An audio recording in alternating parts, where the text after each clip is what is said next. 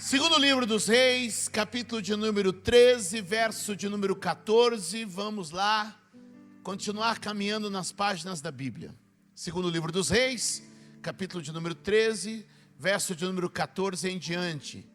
Quem achar, vai glorificando, adorando, bendizendo.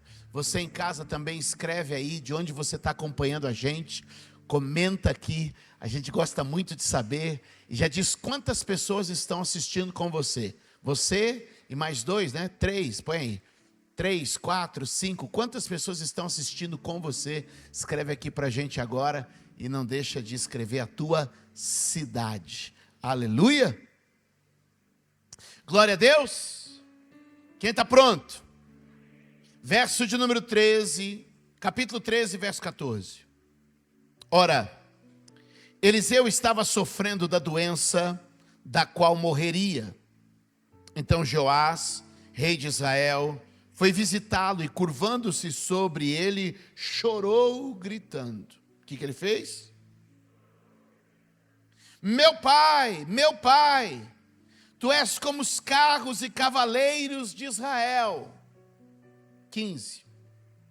E Eliseu disse: traga-me um arco e algumas flechas. E assim o fez. Pegue o arco em suas mãos, disse ao rei de Israel. Quando pegou, Eliseu pôs a sua mão sobre a mão do rei. Ele disse: abra a janela que dá para o leste e atire. O rei o fez. E Eliseu declarou: esta é a flecha da vitória do Senhor, a flecha da vitória sobre a Síria. Você destruirá totalmente os arameus em Afeque. Em seguida, Eliseu mandou o rei pegar as flechas e golpear o chão. E ele golpeou o chão 3 vezes e... O homem de Deus ficou irado com ele e disse: você deveria ter golpeado o chão 5 ou 6 vezes. Assim iria derrotar a Síria e a destruiria completamente. Mas agora você a vencerá somente 3 vezes. Eliseu morreu e foi sepultado. Ponto. Olhe para mim.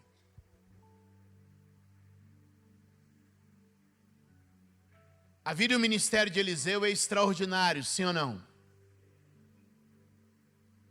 Ele era um lavrador que arava com juntas de bois. Como eu disse há pouco, os bois eram o trator da época.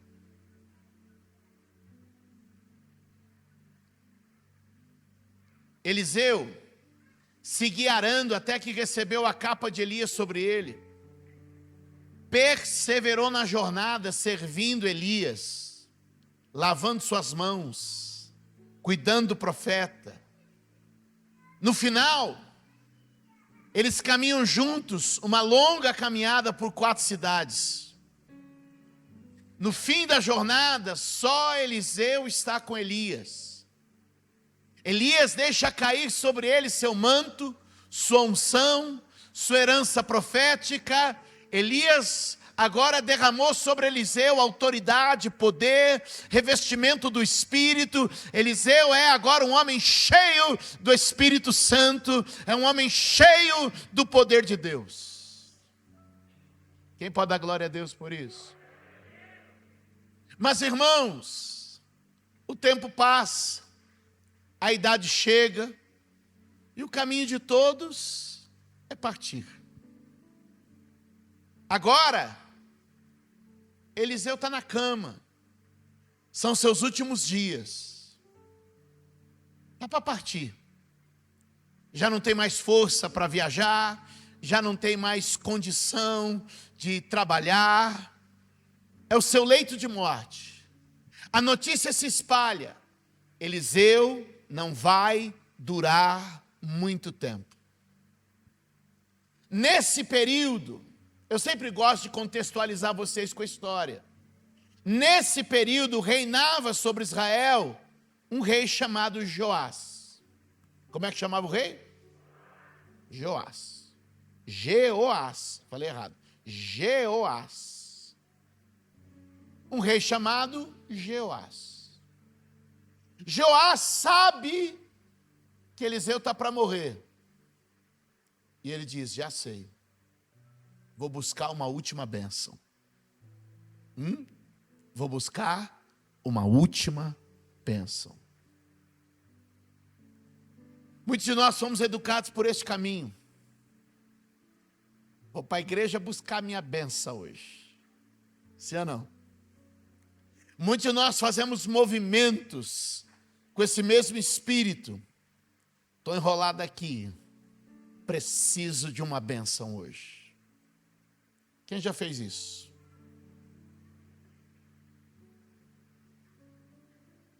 Jeoás sai e corre para a casa do profeta.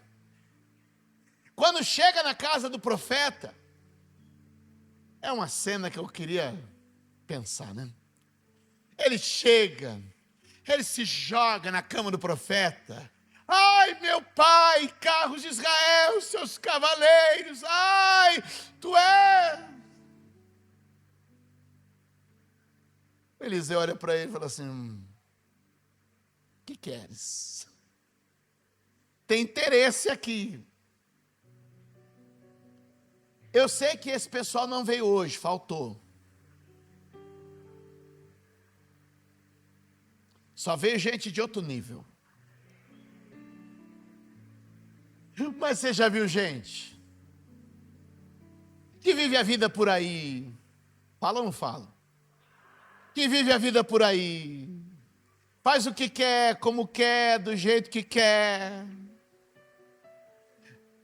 Planta, planta, planta, e quando a colheita começa a chegar, aí ele vem, se joga, e ele grita, meu Deus, meu Pai, e ele canta mais alto que o pessoal do louvor, e ele ora mais alto. Esse pessoal não veio hoje, eu estou falando de gente que não veio. E ele grita, e ele esperneia, e ele pula mais que todo mundo, e ele grita mais que todo mundo, e ele quer fazer tudo num dia. Eu já atendi muita gente no gabinete que leva a vida e vai levando, sabe aquela vida, sabe aquela vida, estou pensando algo menos ofensivo, deixa eu te dizer, aquela coisa meio barro, meio tijolo, meio, né, sabe, não lá nem cá, morno, boa. Mas a hora que o bicho pega, o que ele faz? Ele vira o mais crente da família, ele vira o mais crente da igreja. Deixa eu te dizer, que bom que você vem, mas deixa eu falar um negócio, está me assistindo, não tem ninguém aqui assim hoje. Deixa eu te dizer, é na regularidade, na continuidade e na disciplina que a gente muda a vida da gente. Eu já vou começar a pregar, estou só contando a história. Vamos lá, olha só. Então ele chega e começa a gritar, meu pai, carros de Israel e seus cavaleiros. E o Eliseu está doente, está fraquinho, está velhinho, mas não é bobo. E então, ele diz, já sei o que você quer. Já entendi o que você quer. Você quer pegar algo de mim antes que eu vá. Você quer receber uma porção do Espírito assim como eu recebi. Porque o que Joás faz é repetir as palavras de Eliseu pré-subida de Elias. E ele deve ter pensado, Eliseu falou essas palavras e o Espírito de Elias pegou em Eliseu. Então se eu falar essas palavras, o Espírito de Eliseu vai pegar em mim. Deixa eu te dizer, Deus tem algo para derramar na vida do crente. Deus tem algo para derramar na vida do fiel. Deus tem algo para derramar na minha vida e na sua vida. E eu creio que o Senhor transborda sobre a vida dos que buscam. Eu creio que o Senhor transborda sobre a vida dos que creem. Mas eu vim pregar na noite de hoje que isso não é um ato, é uma jornada. Não é um culto, é uma caminhada. não é uma vigília, não é uma montanha, é um processo de vida que se segue diante do Senhor. É gente que não ora, aí quando a coisa aperta, agora ele quer fazer campanha, ele quer subir monte, ele quer unção com óleo, ele quer jejuar, ele quer ler a Bíblia, ele quer estar em tudo. Mas deixa eu te dizer, o Espírito Santo hoje está nos convidando para uma caminhada. Garra na mão de alguém e diga: hoje Jesus nos convida para uma caminhada. Alguém comigo? Ele está procurando um derramar do Espírito, e eu creio. Ele está procurando uma transferência, e eu creio. A Bíblia nos ensina que o Espírito é derramado, sim ou não? A Bíblia nos ensina que frequentando e nos relacionando com pessoas espirituais, somos abençoados espiritualmente. Eu vou mostrar para você uma série de textos rapidamente. Põe para mim Deuteronômio 34, verso 8, rapidinho. Deuteronômio 34, verso 8, vocês têm aí, bora lá. Os israelitas choraram a morte de Moisés nas campinas de Moabe. O que eles choraram? A morte de Moisés. Moisés estava para morrer. Mas olha o verso de número 9. Morreu Moisés.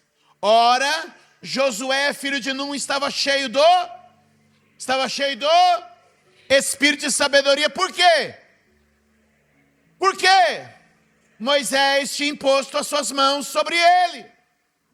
Ou seja, o que Jeová estava procurando já tinha acontecido entre Moisés e Josué, entre Elias e Eliseu. Só que o que Joás não valorizou é que aquilo não foi um ato, aquilo foi um caminho. A Bíblia vai descrever que Josué recebeu porque Moisés pôs a mão. Mas pôr a mão foi só um sinal, porque Josué caminhou 40 anos seguindo Moisés. Irmãos, eu quero orar por você, eu quero ungir você, eu quero abençoar você, eu quero pôr a mão na tua cabeça, mas deixa eu te dizer, é preciso fazer o caminho. Levante a mão e diga: é preciso fazer o caminho. É por isso que há muita gente iludida e enganada com o Evangelho. Ou melhor, vamos corrigir. Ele não está iludido e enganado com o Evangelho. Ele está iludido e enganado com a sua própria cobiça e ganância. Porque toda vez que você quer uma facilidade, vai ter alguém que vai lhe oferecer por um bom preço. E então a gente fica correndo por aí, querendo que alguém ponha a mão na nossa cabeça, ou libere uma profecia, ou faça alguma coisa para nos abençoar, quando na verdade Jesus está convidando a mim e a você para dizer: faz o caminho, faz o caminho, faz o caminho, faz o caminho. Eu sei que eu sou chato, mas eu preciso ser. Olhe comigo, segunda carta do apóstolo Paulo a Timóteo. O que eu estou pregando para vocês continua valendo. Vai lá, 2 Timóteo, bora, próximo texto, rapidinho. Virou, bora meu filho. 1 Timóteo 4, vai. Que diz o texto? Te vai, te volta. Parece bem, vai, fica nesse. Por essa razão, torno a lembrar-lhe que mantenha viva a chama do dom de Deus que está mediante. O que Paulo está dizendo? Timóteo, eu coloquei a mão sobre você. Você foi abençoado. Mas irmãos, Timóteo caminhou uma vida ao lado do apóstolo Paulo. Você recebeu do Espírito.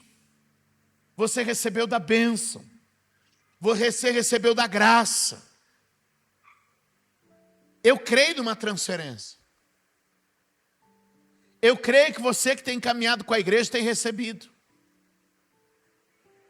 Tem gente que parou para pensar agora. Eu creio que quando a gente caminha com a igreja, a gente recebe. Eu creio que quando a gente ouve a mensagem, a gente recebe. Eu creio que quando a gente persevera na fé, a gente recebe. Mas o que eu quero te dizer hoje é: faça o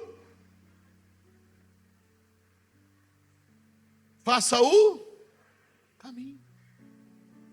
Era no passado e é no presente, irmãos. Deus quer derramar algo sobre a nossa vida. Eu estou pregando a vocês nos últimos dias e falando do meu livro, Ativando o Sobrenatural.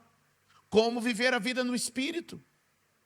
E que o apóstolo Paulo, Moisés, Elias, Josué, Eliseu e Timóteo estão ensinando para a gente é o quê?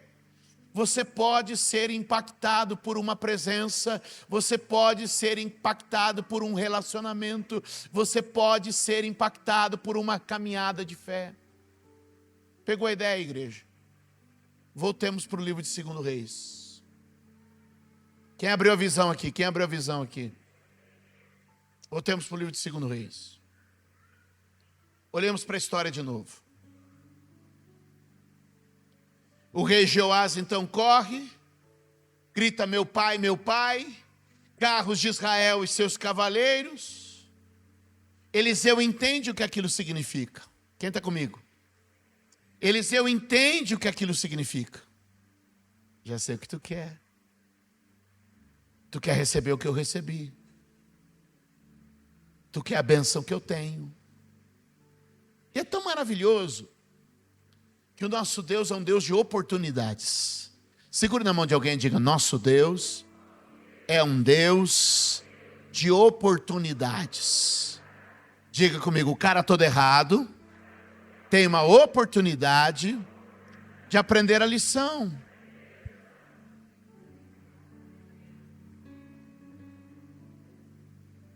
Vem comigo, vamos mexer no texto. Alguém está com pressa? Nem eu. Olha só. Volta uns versículos para o verso 11. A Bíblia vai apresentar Jeoás para nós. O que o verso 11 diz a respeito de Jeoás? Aí na tua Bíblia, o que diz? E ele fez o que o Senhor... E ele fez o que o Senhor reprova. E não se desviou. Ei, peraí, Jeoás. Que vida é essa, malandro?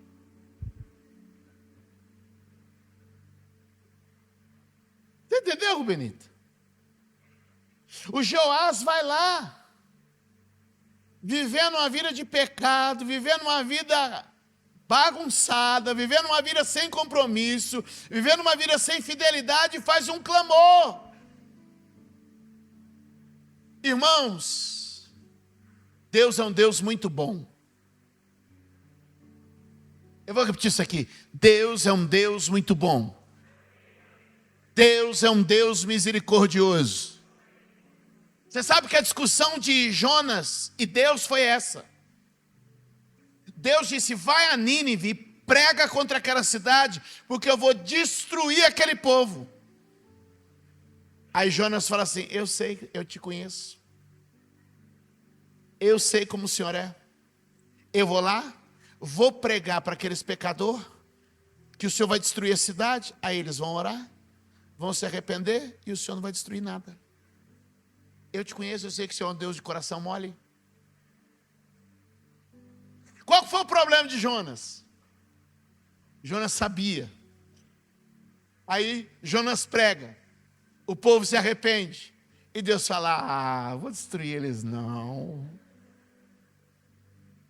Aí o Jonas falou: eu sabia, eu tinha certeza que ia ser assim, eu não avisei que ia ser desse jeito, o povo ia arrepender, e o Senhor não ia fazer nada. Graças a Deus pela sua misericórdia. Graças a Deus por sua bondade infinita. Porque se fosse assim, se não fosse assim, nem eu, nem você, nenhum de nós, porque as misericórdias do Senhor, as misericórdias do Senhor são a causa de não sermos consumidos. Elas se renovam a cada manhã. Todo dia Deus mantém sua porta de graça, favor e misericórdia aberta para mim e para você. Levante a mão e diga: eu creio na misericórdia de Deus. Diga: eu creio na graça de Deus. Dá um aplauso a Ele.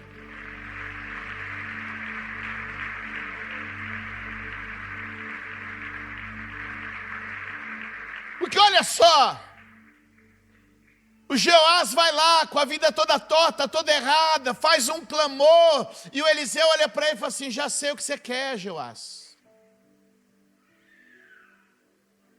Eu vou te dar uma chance. Eu vou te dar uma chance. A porta estava aberta. Sabe o que é maravilhoso? Não tinha um exame na porta. Sabe o que é maravilhoso da igreja? Não tem um exame na porta. A igreja pode todos, só não pode tudo. Quer que eu repita? A igreja pode todos, só não pode. Não tem exame na porta. Não tem check-in na porta. Entrou, sentou, cultuou. Na igreja pode todos, só não pode tudo. Na igreja todo mundo pode entrar. Na igreja, ou melhor, no templo, no culto, todo mundo pode acessar. A porta está sempre aberta. A porta está sempre aberta. A porta está sempre aberta. A porta está sempre aberta. A porta está sempre aberta.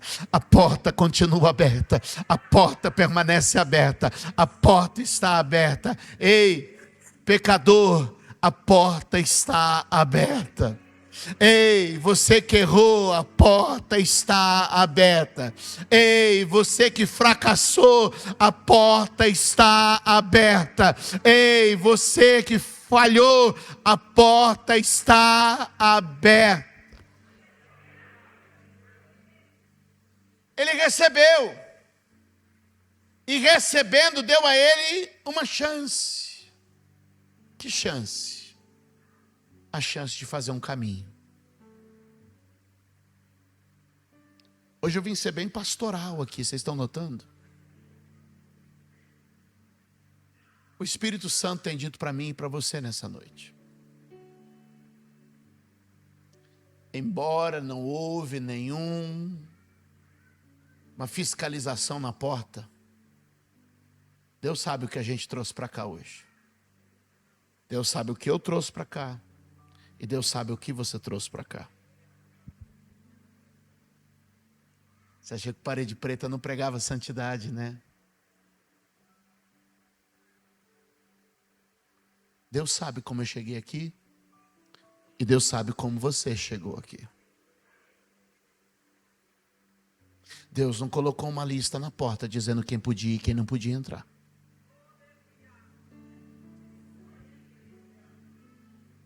Deus não colocou um filtro na porta dizendo quem passa e quem não passa. Deus não colocou um scanner na porta dizendo passa ou não passa.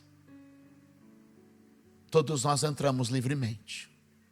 Mas deixa eu te dizer, Ele te recebe como está, mas não te aceita como é.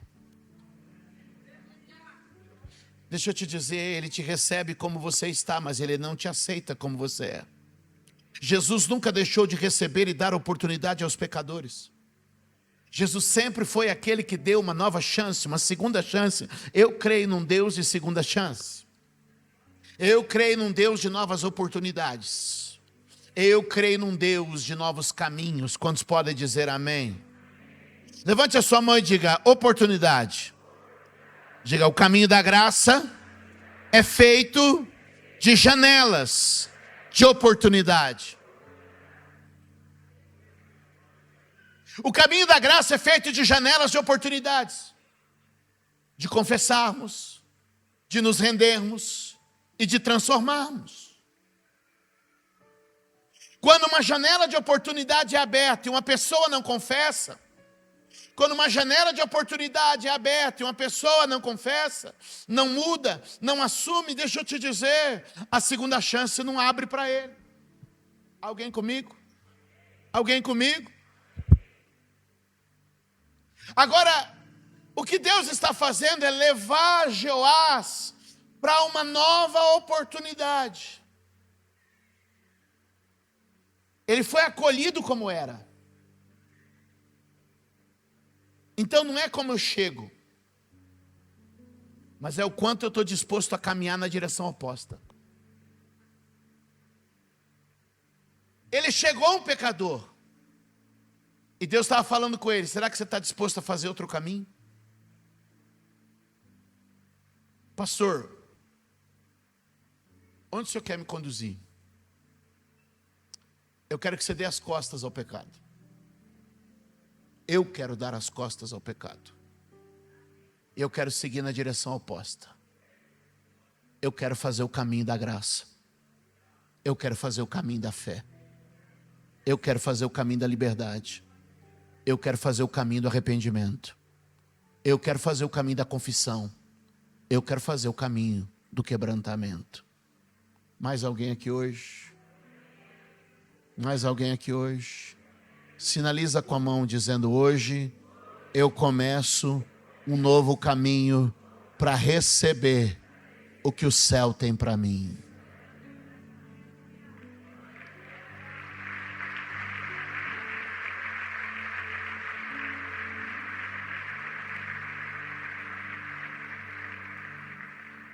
Está comigo, sim ou não? Agora, o que eu vejo nessa relação? Eliseu e Joás.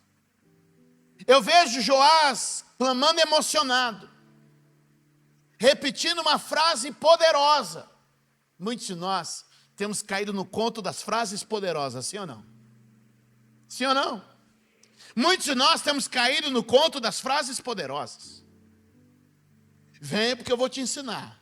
Repete isso aqui umas 5, 6 vezes que você vai ver se não muda a sua vida.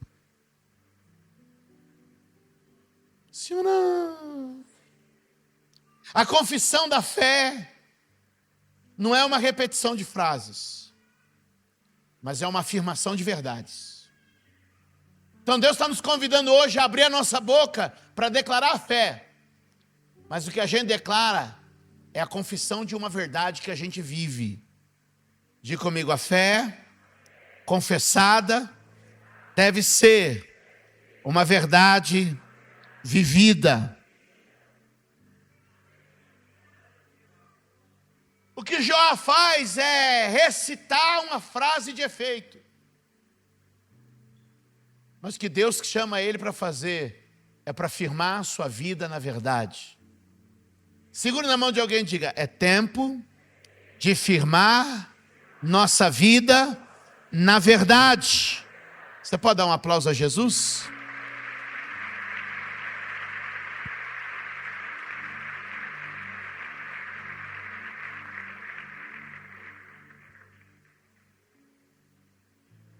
Então ele entende e fala assim: Joás, vou te desafiar no caminho. Pegue um arco e pegue flechas. Joás foi lá e disse: claro, como não?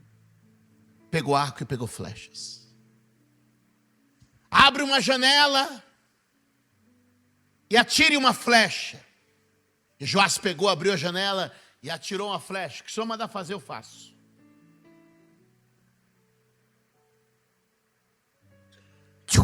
Atirou. Aí ele pega e fala assim: agora você pega o arco. É tremendo, né? Vem cá. Agora você pega o arco, mira no chão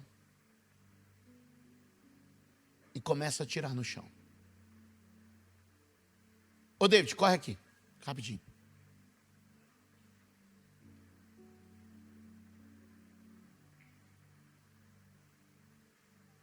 Pega o arco, pega o arco. Pega o arco. Aí olha o que Eliseu faz. Quando você está começando a caminhar na fé, você ainda não está com a benção.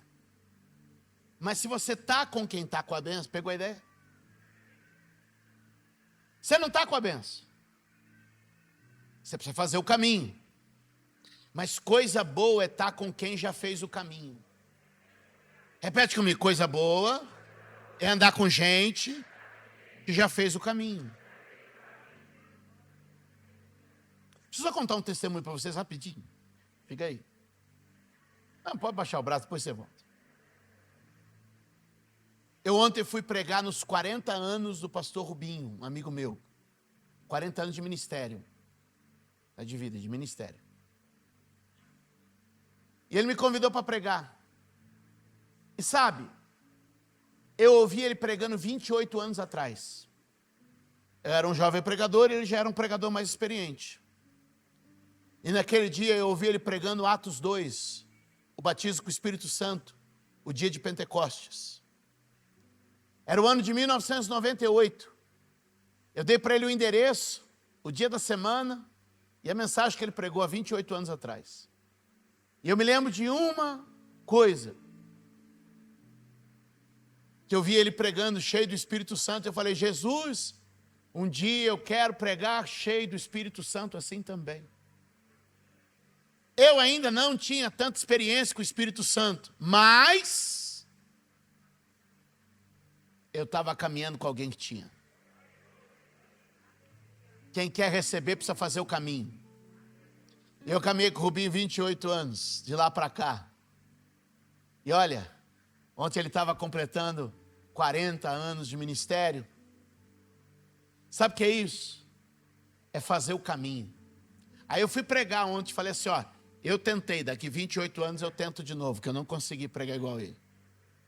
Mas faz aí, pega o arco. Aí olha o que Eliseu faz. O que Eliseu fez? Colocou a mão sobre ele.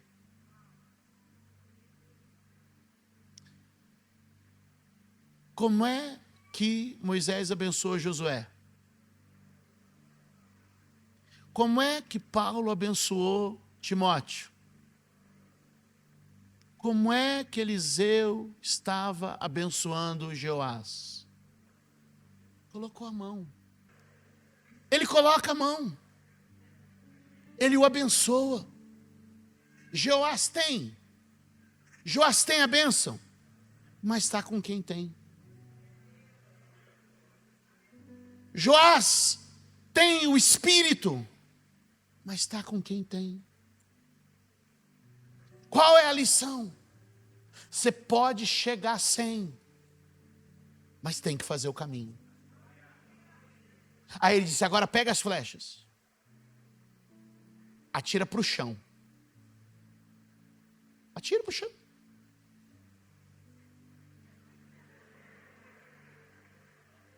Acabou?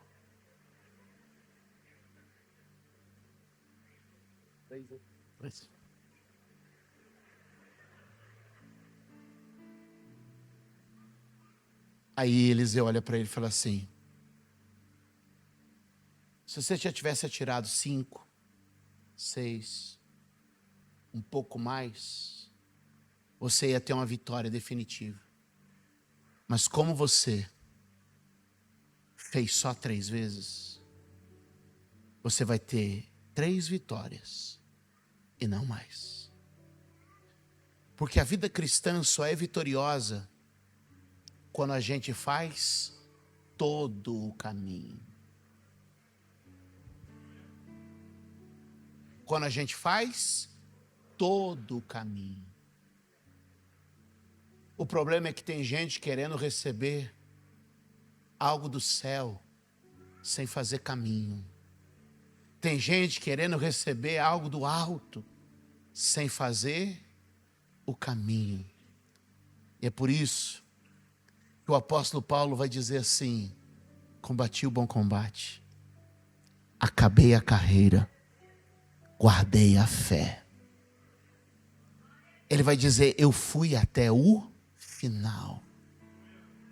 Eu corri toda a carreira com perseverança. Eu fui até o fim da jornada.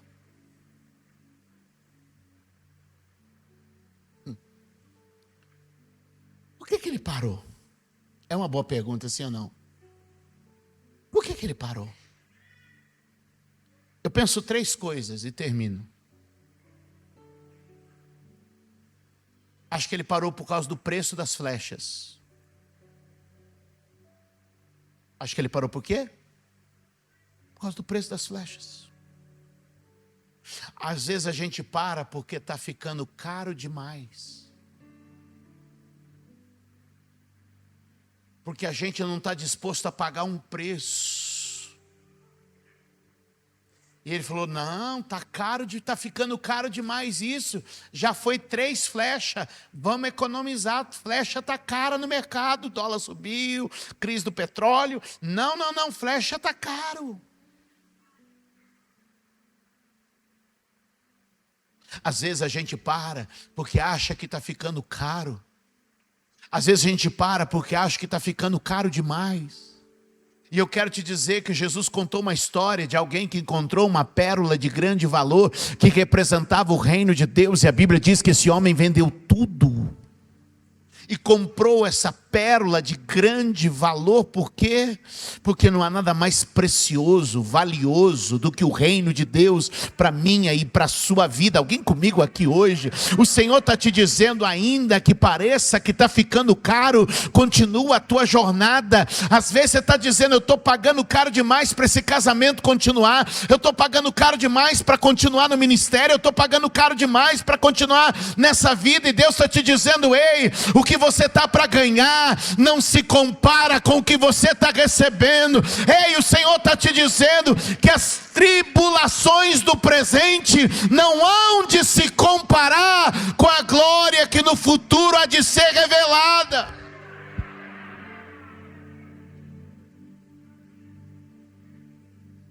Sim, tem que tomar a cruz, tem que seguir. Quem sabe ele parou porque não fazia sentido. Faz sentido ficar dando tiro no chão? E às vezes a gente não consegue entender os porquês de Deus. E a gente para porque diz, não faz sentido. Para minha mente não faz sentido, porque eu entendo não faz sentido. E a gente diz, eu vou parar. E quantas não são as vezes que a gente segue o caminho mesmo sem fazer sentido? Pelo menos um ali para dar um aleluia. Obrigado, irmão. Ó. Às vezes a vida e a caminhada cristã é uma caminhada que aparentemente não faz sentido. E o Espírito Santo chamando a gente esse dia para dizer, segue o caminho.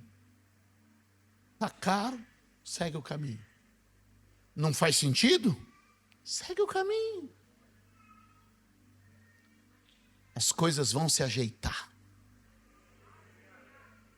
As coisas vão se ajeitar.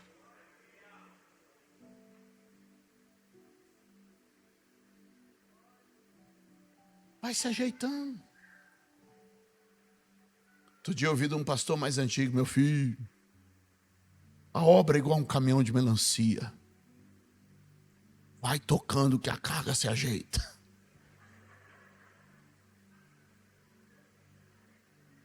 Vai tocando. Não faz sentido hoje. Mas eu sei que no fim tudo coopera para o bem daqueles que amam a Deus e que são chamados segundo o seu propósito. Será que ele parou porque ele não viu o resultado visível? Porque às vezes a gente para porque não está vendo o resultado. Mas o que está acontecendo? Não estou vendo o resultado. E Deus está te dizendo, ei, não pare o caminho, não pare o processo, não abandone a caminhada, segue até o fim. Aquele que põe a mão no arado não pode olhar para trás. Deus está te dizendo: não pare no meio do caminho, mas segue até o final. A vida cristã é uma maratona, e nós estamos nessa corrida até nosso último dia. Será que alguém pode dar glória a Deus? Segure na mão de alguém e diga: apenas persevere. Fica de pé, fica de pé.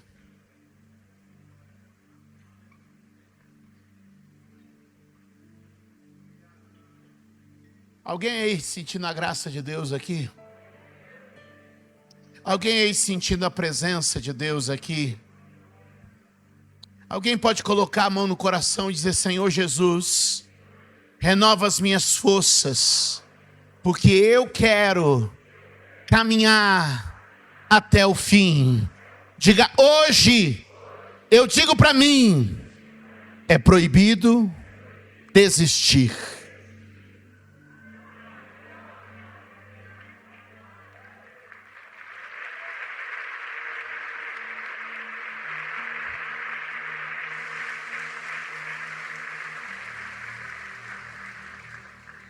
Eu preguei aqui uns 40 minutos. E Jesus é tão maravilhoso que Ele resume a minha mensagem numa frase. Põe para mim o texto. No Evangelho de Mateus, do capítulo 24, o verso de número 13. Olha o que Jesus disse no 3, todo mundo lê comigo, vamos lá? 1, 2, 3. Mas aquele que perseverar até o fim será salvo. De novo, todo mundo, vamos lá, de novo, aqui desse lado agora, põe aqui, ó, todo mundo, no 3, 1, 2, 3.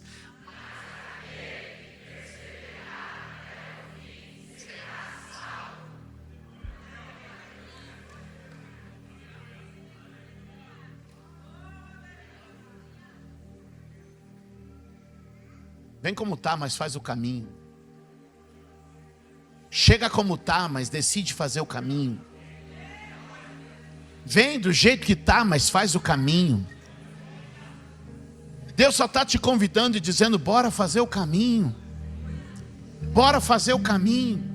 Está cheio de gente querendo colocar a mão sobre a tua mão e colocando a mão sobre você. Quando você está num lugar como esse, quando você está num ambiente como esse. Paulo disse que Timóteo recebeu dos presbíteros, da liderança da igreja, uma imposição de mãos, e isso trouxe dons para ele. O que a Bíblia está dizendo para mim e para você hoje é: a gente pode chegar do jeito que veio, só vamos fazer o caminho. Só vem fazer o caminho. Só vem fazer o caminho. Sabe, muitas vezes a gente está querendo ser abençoado num passe de mágica. Aqui não tem nem passe nem mágica.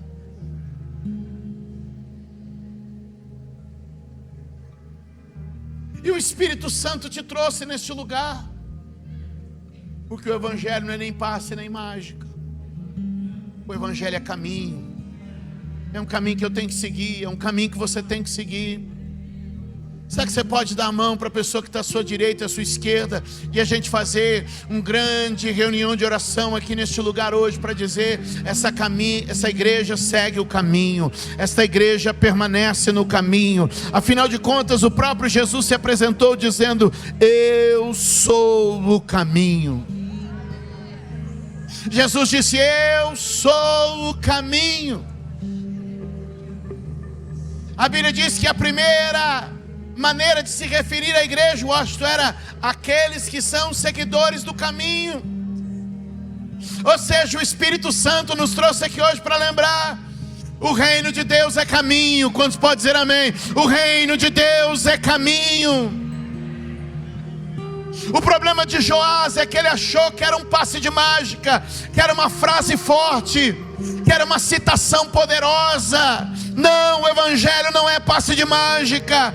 O Evangelho não é um ritual que resolve. O Evangelho não é uma citação poderosa. O Evangelho é um caminho a ser seguido.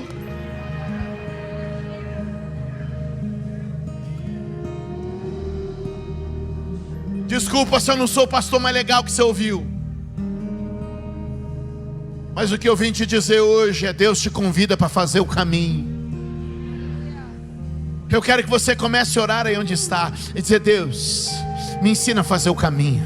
Deus, caminha comigo esse caminho. Deus, me dá a perseverança necessária. Deus, o Senhor sabe que eu estou cansando, o Senhor sabe que está caro demais, o Senhor sabe que está confuso demais, o Senhor sabe que está difícil demais, mas eu quero fazer o caminho.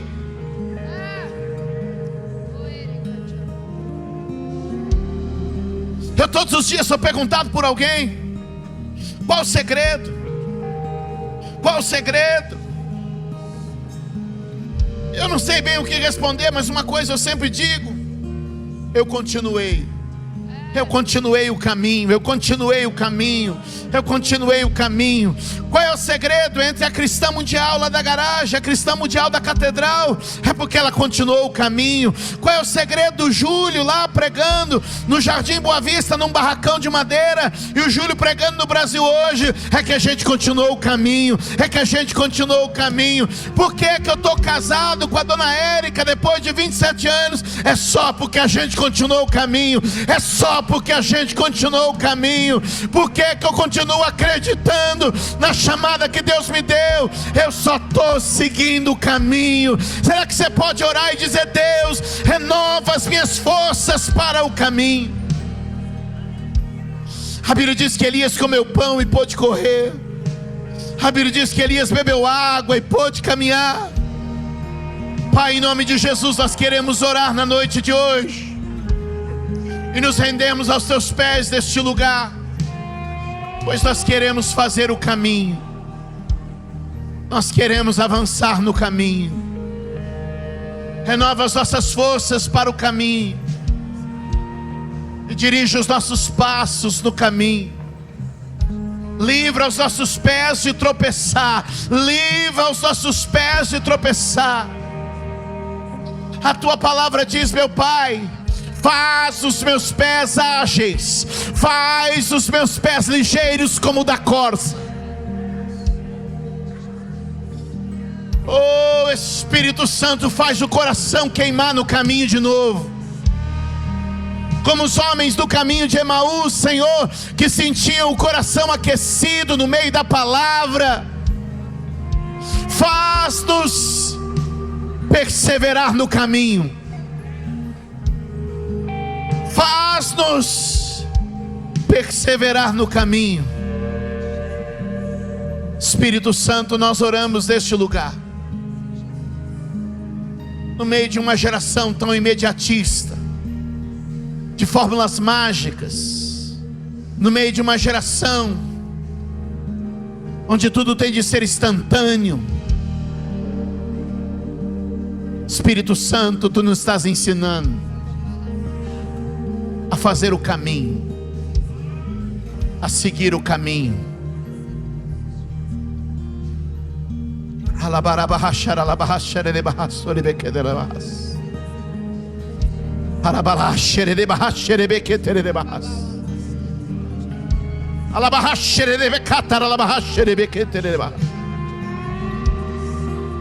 Ei, comece a orar aí até que você ponha fogo no irmão do lado. Comece a orar até que você ponha fogo no irmão do lado. Assim como o Senhor derramou o Espírito sobre Josué, derrama sobre esse povo. Assim como o Senhor derramou o Espírito sobre Eliseu, derrama sobre este povo. Assim como o Senhor derramou o Espírito sobre Timóteo, derrama sobre este povo. Eu creio numa ativação e numa transferência espiritual. Vai orando, igreja, vai orando, igreja, vai orando, igreja. Vai orando, igreja, vai orando, igreja, vai orando, igreja.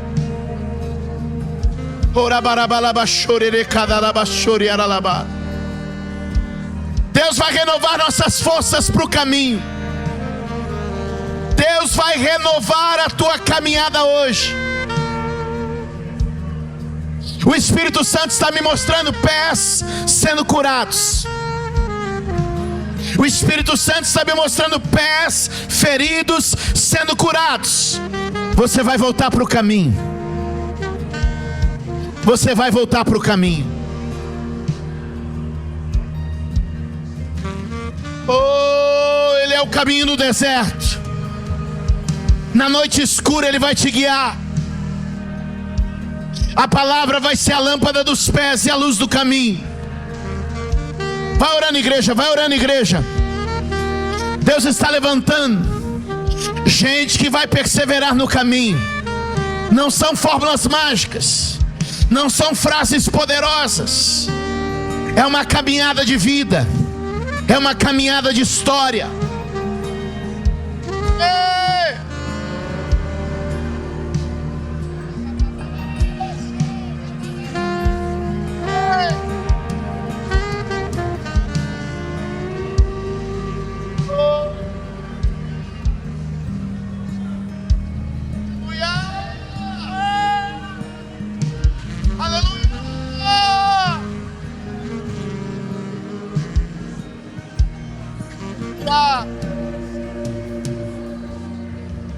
O Espírito Santo está quebrando setas que estavam na mente para fazer alguns desistir. O diabo não vai roubar a tua perseverança. Oh! O Espírito Santo está na igreja. Comece a orar, comece a orar.